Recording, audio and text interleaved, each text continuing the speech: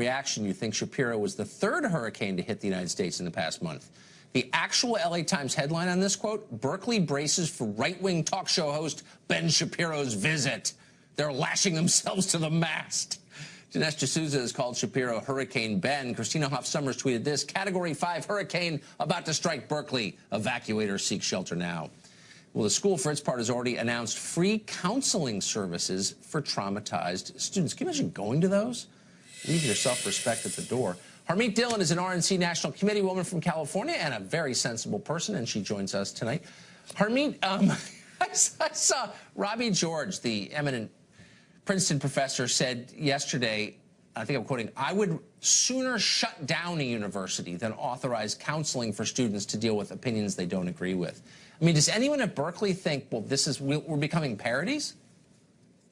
Well, I wish they would. I mean, as you may know, Tucker, I sued the university last spring for refusing to allow 3 different conservative speakers to speak at the invitation of my clients, the Berkeley College Republicans. So, you know, even the dean of the Berkeley Law School came out last week and said that when Berkeley doesn't allow free access to its facilities, it's violating the First Amendment. So you would think that they would have learned now, having been sued, be a little bit more self-aware, but this has been a decades-long process of coddling these students and engaging in this leftist groupthink and orthodoxy, and so they just don't get how crazy it looks to the rest of the world. Well, that's the thing. I mean, if you're not from California, maybe our viewers don't understand, Cal Berkeley is a big deal, or was. My grandmother went there in the 30s. It was considered something you bragged about. It was a very serious place, and I think on the science side it still probably is. What kind of damage is it doing to the reputation of the university, this kind of lunacy?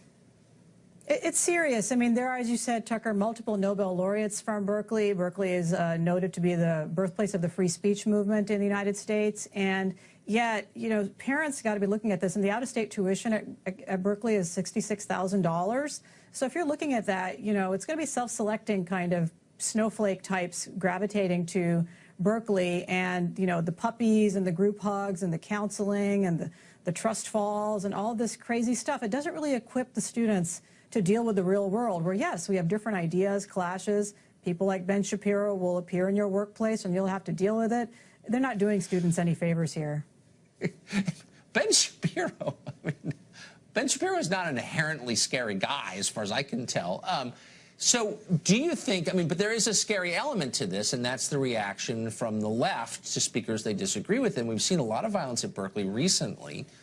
And I know you've been right in the middle of some of this stuff, trying to make sure that the police protect the right of people to exercise their First Amendment prerogatives, without which they're meaningless. Are you confident the cops will do that this time, that they will actually protect people? Well, you know, stepping back for a second, Ben came to speak in my town, San Francisco, across the bay a couple of months ago. 300 people came to see him talk. No riots, no craziness, no arrests, nothing, no protesters.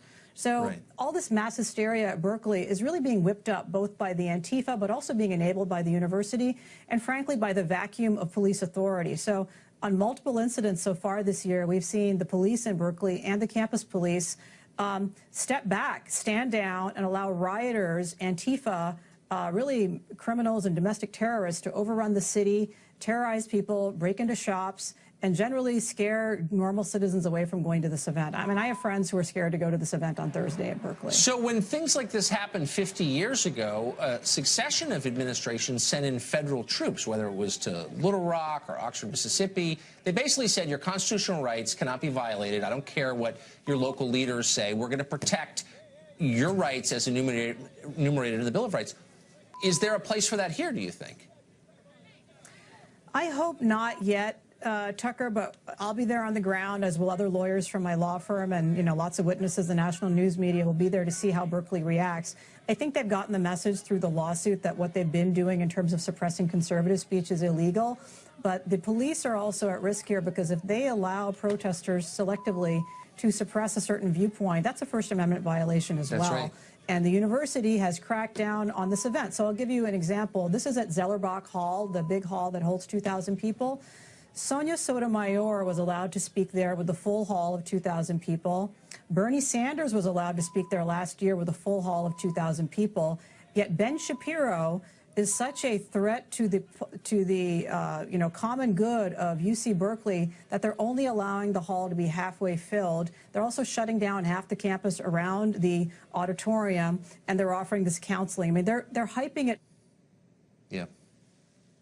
Well, I think we're having technical difficulties. Harmeet Dillon, thanks a lot for joining.